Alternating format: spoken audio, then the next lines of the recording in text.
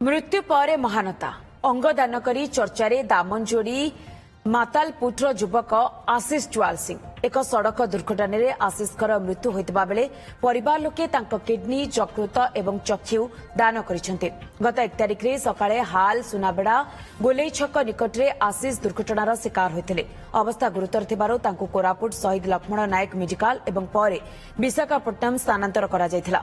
शनिवार विलंबित रात्रि में तांकर मृत्यु होता बेले बड़ भौणी अंगदान करने को निष्पत्ति नहीं।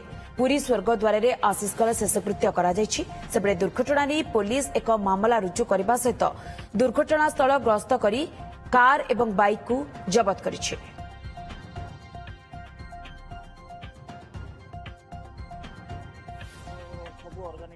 डोनेट कराई किडनी लिवर पेनक्रिज फास्ट जेते एक्सीडेंट हला सातटा बेले से जो गला एक्सीडेंट हला एचएल हाल हॉस्पिटल रे थिला सेठू फोन करले हमको आमे संगे संगे धाइलो आमे दी भाई बड़ भाई रो एक नेला सेठू डॉक्टर कहला बहुत कंडीशन खराब छै कोरापुट